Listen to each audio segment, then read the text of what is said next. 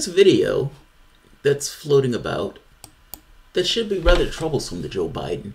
At least it should be. In a perfect, ideal, or even close to ideal, or even okay world, it should be. Joe Biden, I'll just play the video. Joe Biden has been caught talking about cutting Social Security and Medicare, or at the very least agreeing with Paul Ryan that it was something needed to be done with Social Security and Medicare, with the exception of expanding Social Security and Medicare. Obama was willing to do this, and this is somewhat disturbing. This is a red line, just like people who don't support Medicare for all. This is a complete, dramatic, over-the-top, blisteringly clear red line. So clear, in fact, that your vision can't even lock on to it, and yet it knows it's there, and it knows it's red. Look, I don't disagree with everything that he's about to say here. Some of what he's saying is true, but then he turns around and gives a policy prescription. It's like, what? Your prescription is to hit the people at the bottom? We, in this country, each and every person in this country, or the way I look at it, is a bundle of potential. There are going to be some cases where the people don't do great. There are going to be some cases where the people end up just being workers, somewhat cogs and wheels. There are going to be other cases where people end up being fantastically, overwhelmingly rich. And congratulations for you being fantastically, overwhelmingly rich. And in the same way as a person put in a Plinko chip, they're not going to hit jackpot on each one. In some cases, you do hit jackpot where you yourself has been able to live an amazingly well life in this particular society because of the arrangement of this particular society. Congratulations to you. But that is not all on your own power. And to some degree, there needs to be an acknowledgement that there was an aspect of society in creating whatever particular individual. And in some of those cases, that means that more comes back. Pay your fair share is what that boils down to. Joe Biden's argument here, where he goes from, there's an income gap, that income gap is horrible, and we got to do something with Medicare and Social Security. It's like, what? The only thing that should be done to Medicare and Social Security is expanding Medicare and Social Security. Get rid of that provision that prevents incomes beyond a certain point from being taxed at the rate. Medicare becomes no problem for the next, up to 2,100 or some insane number. Not to mention you can expand the benefits of it. But corporate Democrats, like Joe Biden, never brings that up. It's the way they talk about things that to some degree takes the conversation in somewhat of a rightward direction. But let's take a listen to Joe Biden here. Because not everything that Joe Biden said here is wrong. Let's flip. All right. Watching. Be sure to like and subscribe. All right, let's start at the beginning. All right, let's hear Joe Biden go into this thing of hitting Social Security and Medicare. These programs are the most popular programs that we have in the United States. They're programs that actually work, which is part of the parcel to why they're popular, whether Democrat or Republicans. The public itself is not on board for you going after Social Security and Medicare if you don't have to go after Social Security and Medicare. The point is, you don't. Let's listen. So here's what we have to change in my view. I think there are answers. One, first I think we have to do is we have to deal with income inequity. I love Bernie, but I'm not Bernie Sanders. I don't think 500 billionaires are the reason why we're in trouble. I hope my grandkids grow up to don't listen to their parents who all decided to do something, run the World Food Program, another one be Attorney General, another one run a social organization for at-risk youth. By the way, he's rambling here as if he has some kind of dementia or something. I have no idea what the hell he's talking about. He says we need to talk about income inequality, and he says, I'm not Bernie! Okay, nobody thinks you're Bernie Sanders. Calm down. And I suspect he's saying that in order to create a clear distinction between who Sanders is versus who he is. I'm a capitalist. I'm not that dirty socialist. So fair enough. He's making his delineation. But then he goes into people being attorney generals and all. And by the way, the concentration of wealth is a real thing. I mean, you have like 6 people having more wealth than the rest of the population combined. It's insane. 95% of the wealth under his president's watch going to the top 1%. That is a damning stat on that presidency, but also from the standpoint of a system that would allow that much wealth to be concentrated in the hands of a very few people. Just saying, we need to have a conversation about the system itself. You know, we got all this education, and you know, I should have had a Republican kid. So when they put me in a home, I'd have a window with a view. You know what I mean? But now there's going to be no view. But all kidding aside, we have not seen this huge concentration of wealth. And the folks at the top aren't bad guys. I get in trouble in my party when I say wealthy Americans are just as patriotic as poor folks.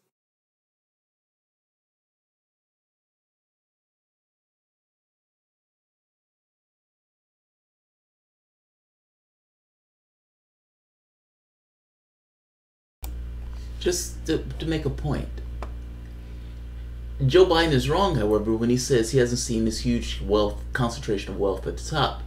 As of December 2017, a report by the Institute for Policy Studies found that the combined net worth of Amazon CEO Jeff Bezos and Bill Gates and Berkshire Hathaway CEO Warren Buffett was greater than the combined assets of the poorest 160 million Americans. That same report also found that the Forbes list of 400 wealthiest Americans, 2.68 trillion combined net worth, was greater than the gross domestic product of the United Kingdom. But Joe Biden is unaware of that level of wealth concentration. He hasn't seen it at all. He hasn't seen it at all. Joe Biden has been rubbing shoulders with people of a particular class. And in rubbing shoulders with people of that particular class, he takes on the objectives of the... Joe Biden is a corporate Democrat. That's my point. And that statement was utterly farcical. Like, you didn't have to look this up to know that that statement was farcical. He's talking out of his ass. But let's let him finish talking out of his ass. I found no distinction. I really haven't. But this gap is yawning. It's yawning. But this gap is yawning. Patriotic as poor folks. I found no distinction. I really haven't. They're patriotic as poor folks. This patriotism thing, that's used as some degree of cudgel to try to get people in a particular frame of mind. The patriotism is not necessarily in question. I don't necessarily even care about the patriotism thing.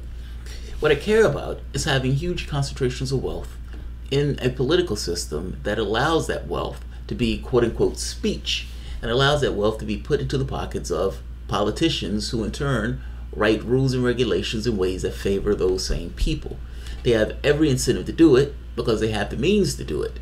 You pay a politician a certain amount and you get huge returns on that investment. Why wouldn't they not do it? Like, you literally have a political system where people could donate mounds of cash to political committees.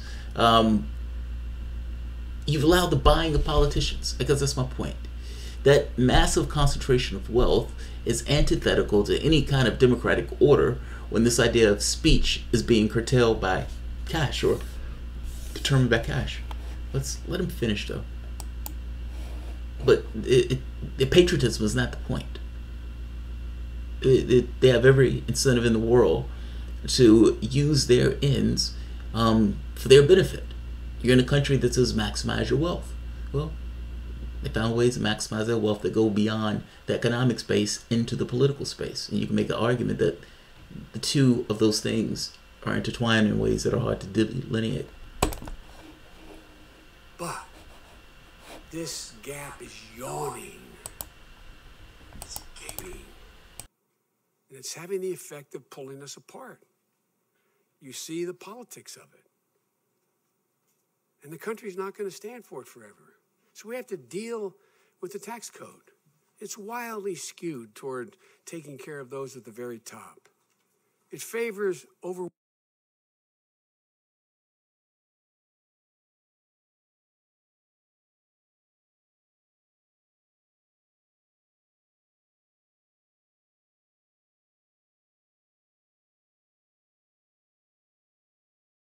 Watching. Be sure to like. Risk, increase productivity. Raise your hand if you think that $1.3 trillion plus in tax expenditures, whether even half of it meets that, well, 2/3 of it meets that criteria. As they say where I come from, get a life. Look what's happened to the latest tax cut. Once again, those at the very top get the biggest breaks. And what do we have to show for it? Even our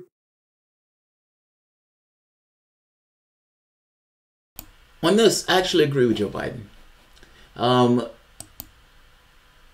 And his point is, there's this thing where you always have to pay attention to the audience that you're talking to. And it's clear in this audience, he's talking to people with means. This thing of saying, look, the people aren't going to stand for it forever, and this pulling us apart. You can see the politics of it. The pulling us apart he's talking about is issues of class.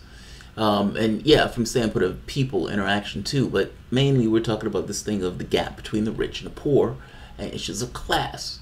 He's like, people aren't going to stand for it forever. He's talking about mobs, especially from the standpoint of civil discourse, the breaking down of civil discourse.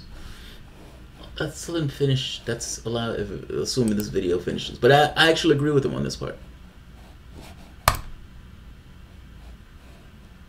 Come on. Politics of it. And the country's not going to stand for it forever. So we have to deal with the tax code. It's wildly skewed toward taking care of those at the very top. It overwhelmingly favors investors over workers. And it's riddled with unproductive expenditures. My economics teacher at the University of Delaware taught me the reason for a tax expenditure is to promote a social good, generate people taking risk, increase productivity. Raise your hand if you think that $1.3 trillion plus in tax expenditures, whether even half of it meets that, well, 2/3 of it meets that criteria. As they say where I come from, get a life. Look what's happened to the latest tax cut. Once again, those at the very top get the biggest breaks. And what do we have to show for it? Even our Republican friends are now beginning to admit there's no evidence these tax cuts are being put to work in the economy. No new growth, just more debt. And that puts middle-class programs that they rely on and they've worked for at real risk. Paul Ryan was correct. When he did the tax code, what's the first thing he decided we had to go after? Social Security and Medicare. Now, we need to do something about Social Security and Medicare. That's the only way you can find room to pay for it. This is kind of what I mean. It goes into this thing of the segue into saying Paul Ryan is right about Social Security and Medicare. Disturbing. Very disturbing. You could find room to pay and expand Social Security and Medicare. You just have to put the funding for it. And here's this part. Moreover, Social Security funding would be met for 75 years if Congress simply removed the payroll tax cap.